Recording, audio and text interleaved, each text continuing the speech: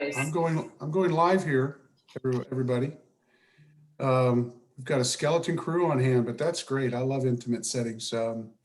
Welcome everybody to the John Lavenia Mastermind session for Thursday, February 25th. The month's almost over. Spring is coming.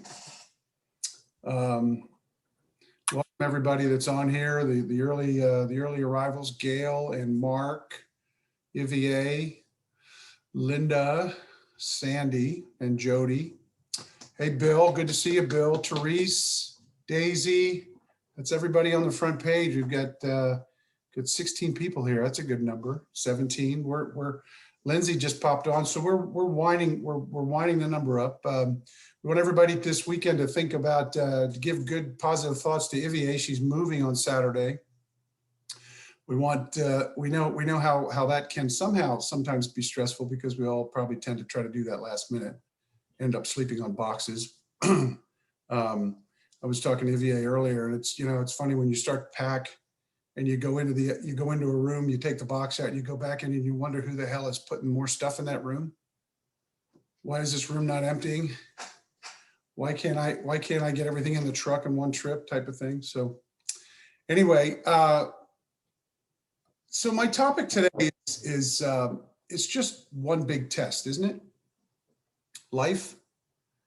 It's one big test. You wake up in the morning, you've got a test at your hands right away. That comes in so many different ways, so many different forms and fashions. It's a test to get up. It's a test to get out of bed. It might be a test to get the coffee made, get the shower. Get a shower taken care of, take your shower, brush your teeth, get breakfast made, get the kids off to school, make sure your significant other is getting their act together if you need to. I mean the tests, they never end. And I think in our lives, what's inevitable is how do we prepare for these tests? Now, I don't want to get redundant, because I have spoken in the past about preparation and not preparing. I think the old adage is fail to prepare. What is it? Fail to prepare, prepare to fail, right? So I don't want to get down that rabbit hole. We've talked about that. We actually had several great sessions about that. But I think of what I want to discuss is how do we study for these tests? And if we don't get a passing grade on the test, we get do-overs all the time, because the test, there are a lot of repetitive tests. Like I said, waking up in the morning, getting out of bed, those are repetitive tests. The other repetitive tests can come in forms of getting to your job, doing what you're supposed to do, getting your job done, and making sure that your managers are pleased, the company's pleased with your performance. There's a repetitive test in being successful, I think, in how you are a participating partner or participating entity, so to speak, in your partnership with your husband, wife, boyfriend, girlfriend, significant other, however. And when I think that the challenge that comes to a lot of us is that if we don't pass the test that we might be enduring at the time, sometimes we tend to, I'd say, back away a little bit, not attempt it again, be afraid of it. It comes in so many forms again, but I think the challenge is how do we, because we're going to get the do-over, how do we better study for that test? And that comes in, again, this is going to sound a little redundant, but it comes in the form of learning finding out why you didn't do so well on the previous test. Why didn't I get up on the alarm went off at 6:30? Why did I hit the snooze bar for half an hour to an hour? Why did I decide to put off what I put off? Because I didn't do so well on that test the day before.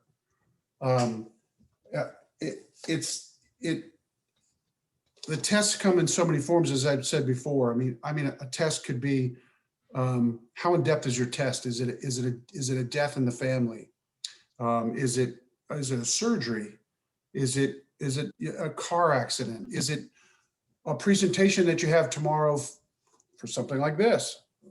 The presenters here, I think we need John's better at this than any of us. I think he just gets on and just starts going, and he's so good at what he does. He winds it up, throws it, hits a strike every time. For me, I start thinking about my presentation the day after I give the last one, because there are so many topics that we go over here, and a lot of us do talk about the same topics, but we talk about it in a different way from a different experience, and that is part of how we are applying ourselves to these tests. Preparation is going to, I have to bring that up, because if you've already taken the test, you need to prepare to take the test better. So the next day you're better at it. And as we go on and on and on, we improve. Another test is your children growing up, your children, disciplining your children. Another test is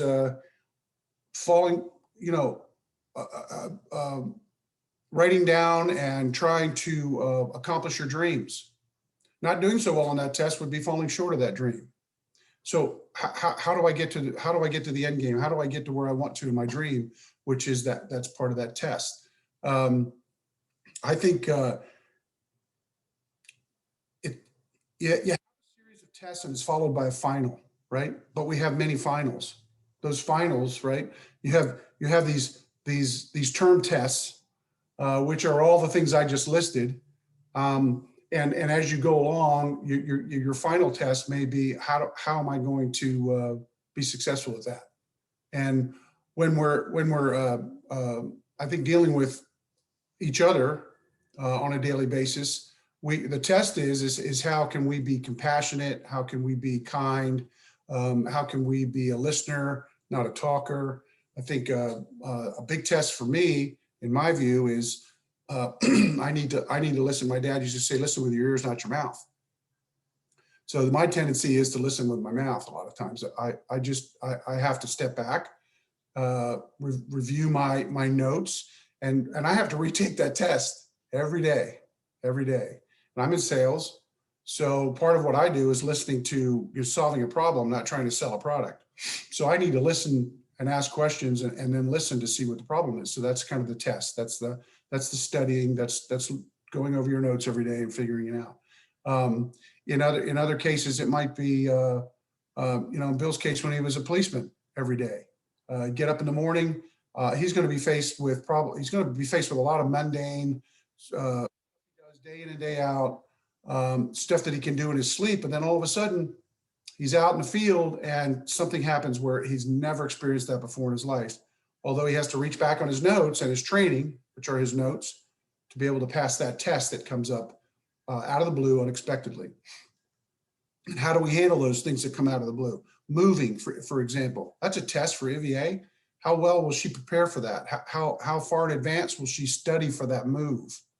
Will she decide to pack everything? Like, I think a lot of us, when we went to in high school or college, I was studying or doing term papers at 2 a.m. the day before they were due a lot of times. Now, how stupid is that? That thing was assigned to me 2 months ago. But that's what we do. If we can do that and be successful at it and get a decent mark and move forward, then fine. I mean, there's several different paths to the same end, to the same means. So she might pack a box every day, and she started back when she signed the lease. When we were talking about, she was talking about where she was moving. I think as far back as early fall, late summer, I believe, if I'm not mistaken. I mean, maybe she started packing the box the day after she signed the new lease. Wow, what a heck of a preparation that would be. I wish I'd think of that. That's not what I do. I do it the week before. We've all moved many times, and we just pack when we pack. But how great would it be to be such a planner? I mean, I am so impressed with people who pass the test of Christmas shopping in the summer. It's beyond me. I don't feel like it's Christmas, but how great is it to have that pressure off and you're not in there? Of course, part of Christmas is going shopping with the decorations and the music and the feeling of the holiday in the air, but there's also that stress that comes with it. Stress There's stresses, the stress that comes with taking a test, right? You take the test of getting gifts. And a lot of times I think we'll all agree, in most cases, when we are stressed, we tend to pull up short of our appointed goal, right? You don't put as much thought in that gift. You pack recklessly, so you might break something, you might forget something, you might miss a deadline because you didn't prepare on a presentation. You didn't do so well the next day. You stammered through. It's obvious sometimes to me when I'm not here, but when I'm for work, when somebody has to give a presentation. We give quarterly presentations to the owner of our company. We've got 28,000 employees this guy manages, not directly, of course, but we have to talk with him, the owner, which is everybody's boss, my boss's boss's boss's boss, and we have to give a presentation on how we're doing, how we did for the previous quarter. If you don't have your act together, you sound like it. And we critique ourselves the next day as a group, and we're all pretty honest about how we address each other and talking about preparing for that test. And I'm guilty of it. I've gotten busy. I mean, I know what I did last quarter. I know it, with my eyes shut. And when you're doing that in your head, it's a lot easier than trying to translate that and present that to somebody else. Basically, that's your verbal test, right? And what do you do? Well, there's more quarters coming, so I get to do it again in the next quarter, and I look back and make notes and find out where was my shortfall? Where didn't, again, the word prepare, where didn't I prepare adequately? Where was it where my notes could be a little bit more solid to help me be successful? I think there's some people here that have had some issues with physically and mentally. But physically, I'll speak to physically since we've all, I think, we chatted about my shoulder surgery. Gail had some surgery. I think who's getting ready to have Giovanna's getting ready to go have a surgery. She's basically got to study for that. If it were me and it was me, I watched the surgery on YouTube. I've had 2 hip replacements and a shoulder replacement, and I watched all of it on YouTube to see what that was like. Now, do I regret that kind of preparation? Maybe. Those guys are bullies. They throw your butt around on that table. It's crazy. But that was part of my preparation, a part of my studying for my test, which was the surgery. I also looked at stuff on, what do I have in front of me for rehab? I'm sure Gail had a pretty good idea about what she had coming towards her for rehab. That's preparing for the test. That's getting ready for the test. Mark, in his, it's funny, last week, I thought all this week about the stories we were telling last week about stuff that happened to us, and Mark talking about, what he did and the stepping up to the edge of just, pretty much getting court-martialed. I say that tongue in cheek, but those were tests. You were given tests by others. His counterparts, I believe, and I got into the last part of that story, and you jump in later, Mark, if I've got it wrong, but I believe you were challenged to do something to a CO or to your boss, so to speak, and you took the challenge and you damn near got your butt kicked out. I mean, right? I think there was a level of respect from that commanding officer that you actually did your job, but the fact that you did what you did was, I wouldn't say you failed the test. I would say maybe you took on a test that you probably should have put more thought into, right? At the time, right? That's all about age. You could speak to that later. I'd love to hear it. But I think, from the surgery standpoint, you have, they don't tell you today that you're having surgery tomorrow, unless of course in COVID. And if it's like me, you have a surgery canceled, they call you Monday afternoon and say, we have an opening on Friday. Whoa, hey, I'm not going shopping here. You're going to put me under the knife.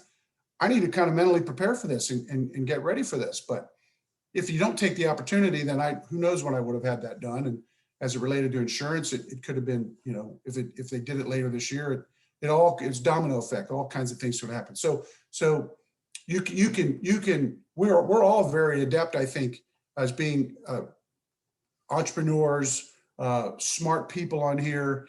at adapting to stuff that comes out of left field in a moment's notice.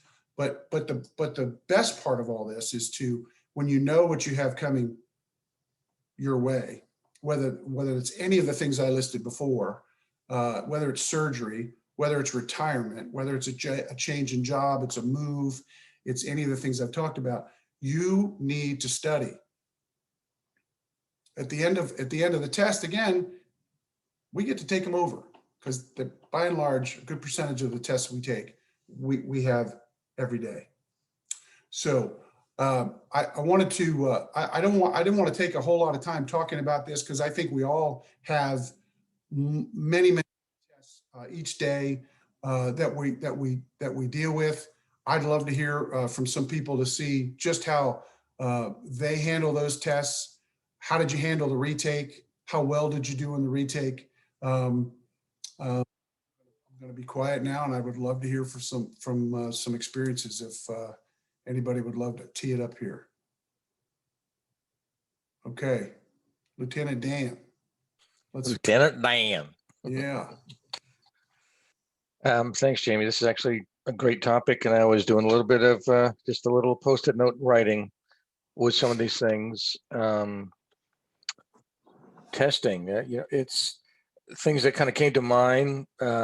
Time versus quality, and the shortcuts that we can take when we're doing certain things. And maybe we do that, I won't say unnecessarily, maybe it's just kind of part of the process. Or as we advance, or with time constraints, we take those shortcuts, or we move more quickly to accomplish things, and therefore they aren't as quality driven. But I think that's part also of this whole thing of repetition. Look, guy, you spent a lifetime in sports, and for those of us who have been in those environments, or even within careers where, what is it? Repetition is the mother of all skill. That sort of thing, where it's just continuous over and over, and it's a matter of perfecting. It's a matter of creating greater efficiency for that period of time, getting better at what we're doing each and every time. I think we see that in the most elite athletes and the things that they do, or people in certain business environments that specialize in certain skill sets, and they just get better and better over time because they've done it so many times, and they just create greater efficiencies. And this isn't just activity alone for somebody. There are a lot of ways to measure that. I mean, there's statistical analysis. I mean, how many people here have heard of Dr. Edward Deming? Where he dealt with upper and lower control limits and statistical process controls, and the whole idea of brainstorming, or the Shewhart cycle of plan, do, check, act.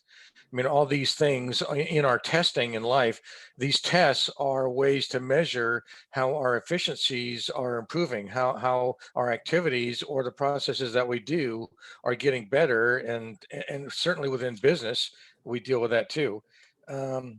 With regard to, I'd say with, your comment with what I dealt with, as a young Marine, that was total lack of discretion. And I think it did have a lot to do with age and peer pressure and those things that, you come into a new environment. So you want to, I don't know, impress, or you want to make a name for oneself. And that, that was about as stupid as it comes. And I was just very fortunate. And I think for all the things on the front and the back side of that I kept my nose clean, and I was a high level performer. Heck, I was a platoon honor man. I mean, I had things going into that. I was in the top 10% of my class. I mean, there's a lot of things that people probably looked at and go, this young guy just made us, he just, we know the game. We know what these guys do to the new guys coming in. This is sort of, what's the other thing that we do?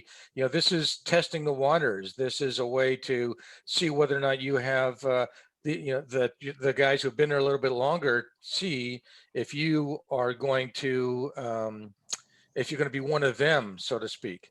And that potentially could have cost me my entire life. And you're right, that could have been, actually should have been, multiple court martial events.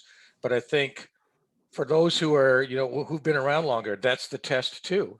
And for those who've been around a long time and they go like, oh yeah, this is just another young Marine being stupid. And we know what that was. And he was really stupid, but we know what he does on either side of that. 99.999% of the time, he's like this. And he probably had some guys and they were probably drinking and they were probably, making bets and challenging each other.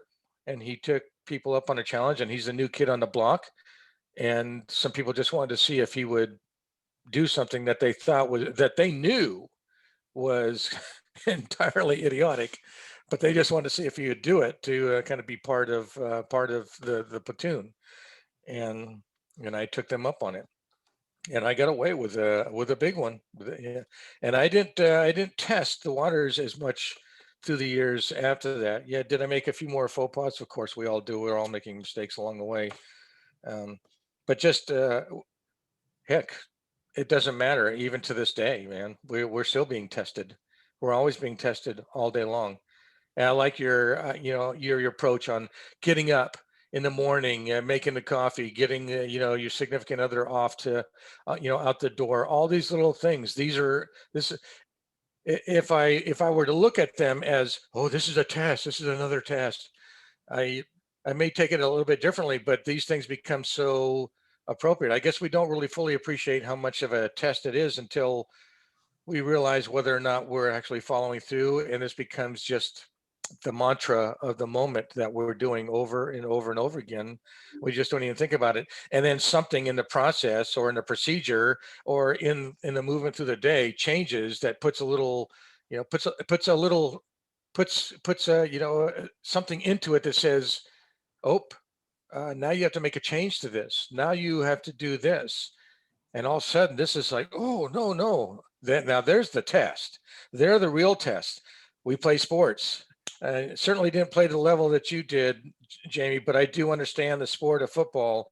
And boy, is that a test all the time. And every single play, every single moment. I think that's what attracts us to those kind of environments, because every single moment that something's going on, something can be different. It's like the golf swing. It's like playing golf. It's like anything else. Nothing is ever same. The play is never the same every single time. I don't care if you do it 5,000 times. Some little change is different that makes it different each and every time. So yes, we are being tested, and that goes on with process controls and putting widgets together and all that. We are trying to refine this and get these things down to a certain way of being. And although, as John says, we strive for perfection, we don't ever actually attain it, but we get really close. And isn't that the ultimate goal of us, is to get to where life all of a sudden becomes really easy, even though we are maybe working with something extremely difficult and extremely challenging, but we've become so good at it that we are really at the pinnacle of making it happen. And all of us have experienced that sort of thing, I'm sure. I love this topic today, Jamie. This is a great topic. Thanks, man. Some good stuff, Mark. And I just started thinking about this week. It's like it is, if you as part of how you go through your life, you think about it's just every step you take, you're walking into a new test room, you're walking into a new classroom, you're taking a new test, or actually you can even back it up and say you're taking a quiz. It's a series of quizzes, and then at one point you're going to have a final exam. The final exam is basically what you have endeavored, you've succeeded at. I don't know what that could be. That could, again, go back to surgery. I was watching the chat there. Lindsay's a woman after my own heart. She does her shopping in summer and doesn't do any shopping past Halloween. I thought that was, I wish I had that. I wish I had that gene in me that could do that. I shop right up until 2 days before Christmas, like a moron. And it's stressful and I hate the crowds but I do it every year. It's just repetitive. I'm that hamster on the wheel. Just keep doing it, because that stripe on that tiger is likely not to change. And maybe there's a masochist within me that enjoys that, and it really, instead of it being negative, is something I really look, and I do look forward to it. But and somebody mentioned also in the chat real quickly, and then Bill's up next. Tiger Woods. I don't know. None of you. Some of you don't even have to pick up a golf club to know who Tiger Woods is, for the most part. I mean, he's transcends the game. was in a horrific accident over here in the States. His car rolled. I'm sure you guys have seen it over across the pond and wherever everybody is. This is a test. This guy had a test prior to that with his back and his back surgeries. Now he's got compound fractures. He's got a crushed ankle. I mean, he's got the test he's got in front of him now is huge. So, and that's out of the blue. That came out of left field. How do you prepare for it? How do you pass that one? Okay, Bill, you're up. Let's hear it. Good to see you. Jaime, how are you? Good to see you. Great topic. I, as ever, enjoy listening to yourself and Mark telling more stories, swinging sandbags, which is pretty damn fine. I can't sort of believe that what you've been through yourself, your operations. Do you set airport alarms off when you go through them? I take it you do. Oh yeah. I have to tell them I've got in airports, at least here in the States, and I'm sure it's over there. I've been over your side for a long time. Is you can either go through a pass through or they have the one that kind of wands halfway. If they're doing pass through, I got to raise my hand and be detoured through. Yeah, you get the personal treatment, so you do. Yeah, well, I'm not that lucky. Maybe not that personal. No, listen, great topic. Preparedness. I am pretty crap at preparing all what I'm doing these days. I guess it's been a case of that.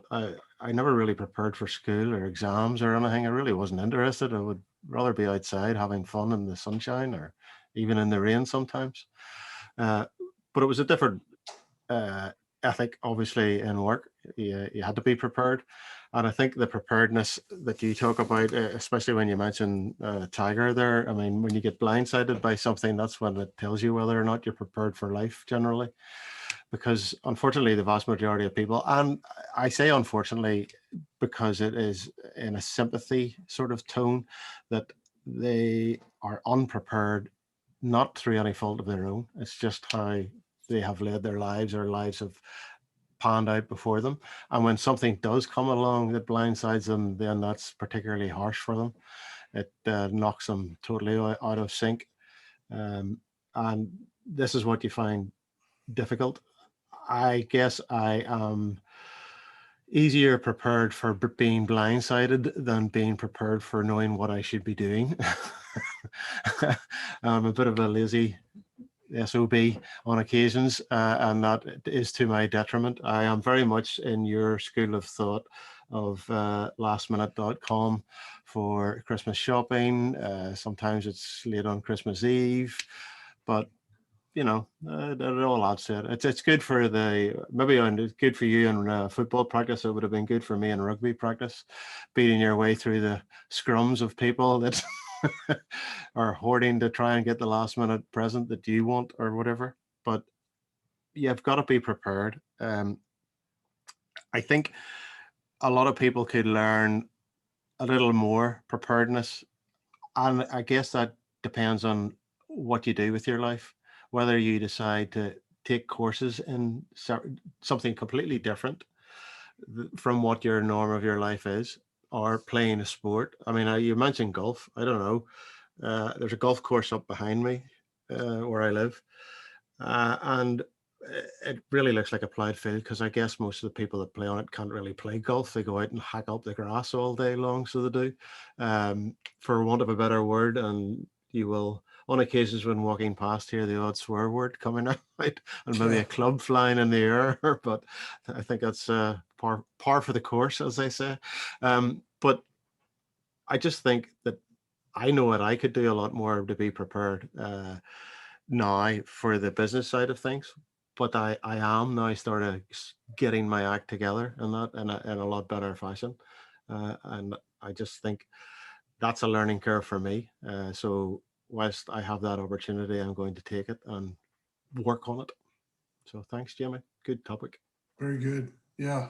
I mean, we've talked about this in other sessions where it's, where sometimes we don't prepare so well for something that we need to get done because we're afraid of it, because we don't know what we're doing. And that comes from not studying, right?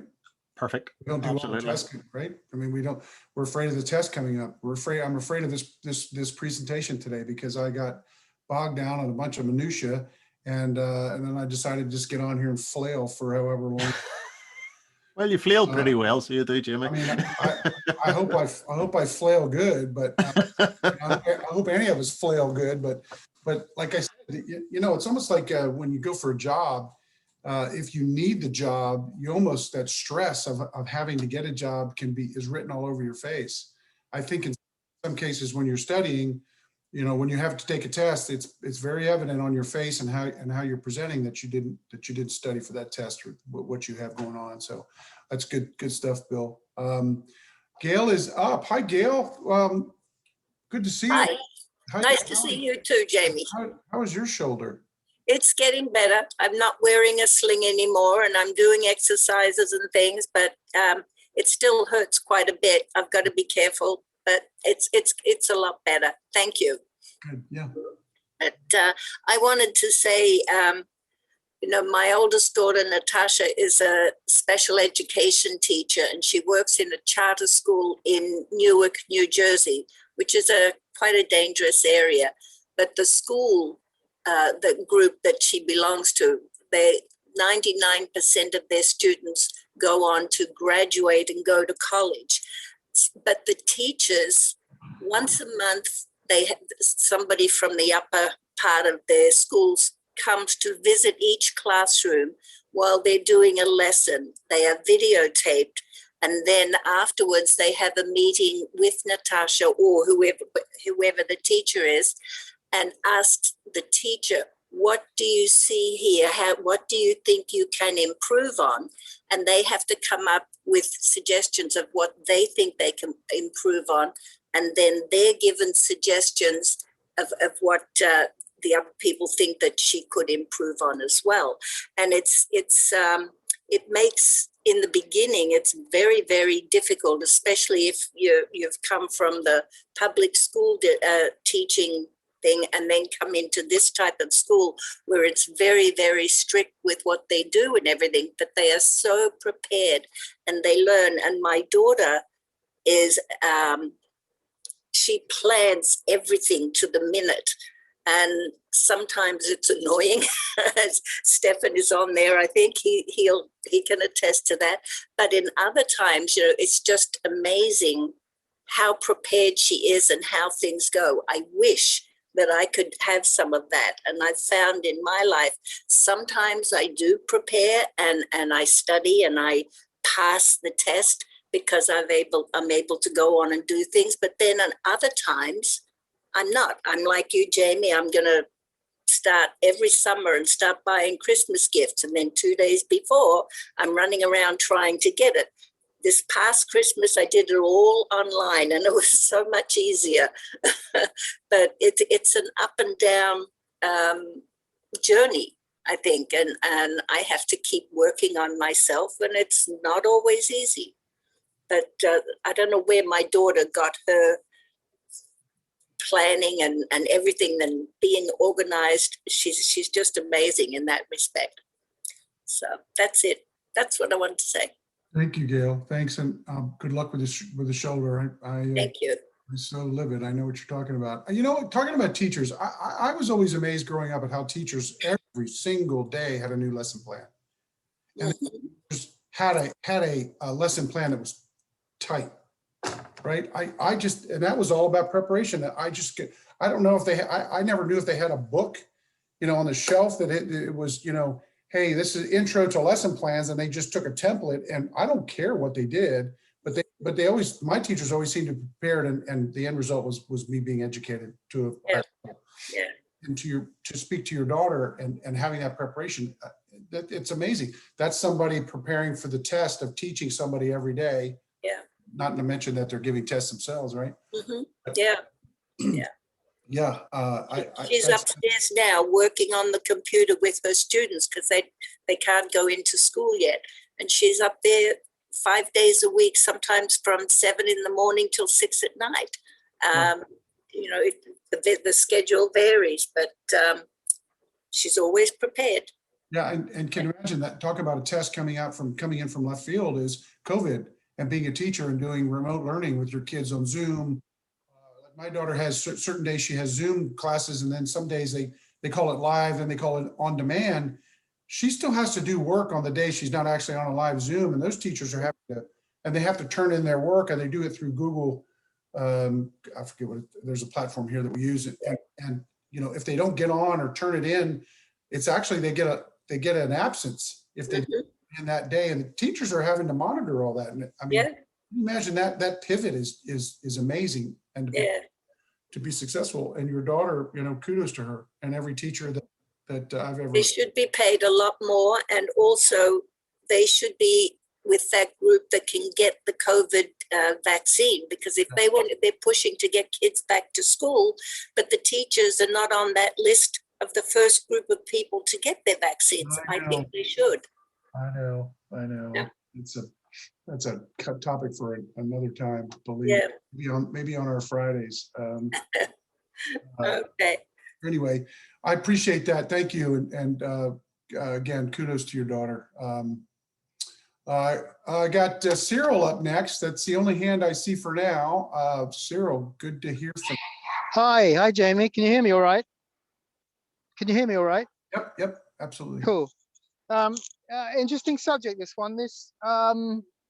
I go between the two extremes. Sometimes I've got a bit of a lazy streak on the one hand, and I'll leave stuff to the last minute. And on the other hand, I might do. I mean, university helped me a great deal because I nearly almost had a nervous breakdown at the end of my first semester. It meant that I realized that my coursework, literally had to start it in the first week if I wanted to get done, because by even getting the things like the contents and putting titles for references down and things, and getting the font sorted out, maybe putting the title down, just the fact of taking the edge off would enable me to get the whole thing done quicker, because it wouldn't become bigger and bigger in my mind as a bigger mountain to climb. So I found that has become very useful. Another thing was that one of my friends, I suppose I've been quite cautious. I kind of grew up quite cautious in many ways. But one of the things my friend taught me was his thinking in terms of things like, when you know you're going to need something, you've got the money now and it's going cheaper now, but you don't quite need it yet. Now's still the best time to get it, because you're going to get it cheaper and you'll have it when you need it. Whereas usually when, like Christmas shopping, so I kind of go between the two on that. Some things I'll get, if I can think about them in advance, I'll get them when I see them going cheaper. But also I'm thinking I can see the prices change over time, and I know the price is going to go up in November. After November, you're going to pay more for it. So, but I sometimes still don't catch myself, so I end up having to pay it later as well. But so I love to start early on stuff, and at the moment I've been working for over 6 months on my preparation to go to do e-marketing, and it's paying off. I've come up with such valuable stuff because I've been thinking in advance and not pushing myself to go too far too quickly, because I realized that I don't have the finances. I need to have my preparation in place so that I don't make as many mistakes, and therefore it doesn't cost me as much money. I know I'm going to make mistakes. I know it's going to cost me my money in those mistakes, but the amount of information I've gathered that puts me forward, plus also I did the calculation and I realized that under my current circumstances, it's not a good idea, because I need to have certain things in place I can't get done. It's not a good idea to do now. I need to be in a different situation so that when I start, I have the right things done in place from the very beginning. Otherwise, it'll upset the entire apple cart. but in doing so, it's meant my preparation has been, I've learned things that I otherwise wouldn't have picked up because I've been doing so many courses. And even though some of those courses, maybe there are just a few items, but some of those a few items were precious because I realized they enabled me to think a different way about a particular area. They've enabled me to think in a much better way about certain things, to understand the financing I need to do on certain areas, but also in realizing how easy some areas are and how much more work some areas are going to be. So yes, I go between the two. I have to try not to let my lazy streak out, but also I realize that sometimes, for example, when it comes to I've realized now my procrastination is not quite all that I thought it was. Sometimes it's about the fact I don't have mentally in place what I need to get the next thing done. I realized a while ago that I was having trouble starting something, and then I did a course and it immediately gave me a way of dealing with the bit I was about to do, and I just got on with it because that information was then available. So I think sometimes you have to analyze what you need to get the next thing done, rather than kicking yourself because you haven't done it. Maybe there's a reason you haven't done it. Maybe you're not quite sure of how you should proceed.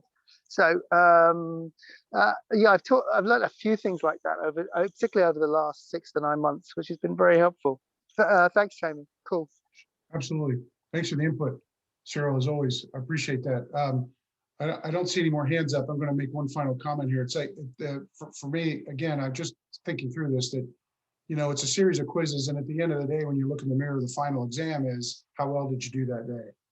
Right? How well did you do that day? And do I need to do I need to retake some things? Do I need to study my notes a little bit more for the next day's quizzes? Some will be the same, some will be different, some will be entirely something we've never experienced before. And the challenge, again, as I said earlier, is how well do you get to, how well do you accept those new challenges and those new tests, quizzes, and it might be something that would be ongoing and you're going to deal with for a while. Then that could be, again, surgery, a new job. Jaime, Yeah. actually, exams are a funny thing with me because I'm dyslexic. I mean, I had to work because my education wasn't as good as it could have been because of the way my childhood was. So, but also not knowing that I was dyslexic as a child. So when I ended up going to university as a mature student, and I know that I couldn't have done that as a young man. I just didn't have the mental preparedness for it. Also, I didn't have the desire then, or as much of a desire as I needed. But I learned so much from going to university in terms of things like coursework, which taught me how to deal with a subject.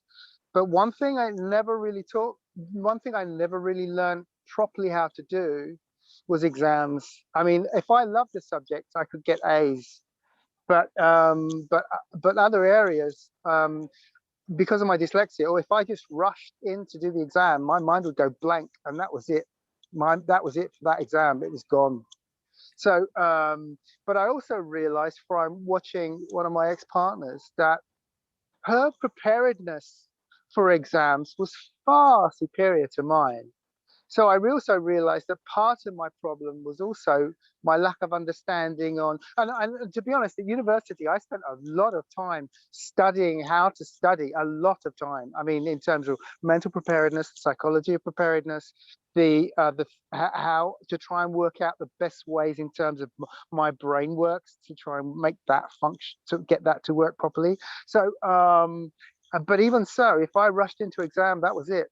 I was crying in that because I just couldn't, and I've had such trouble with recall.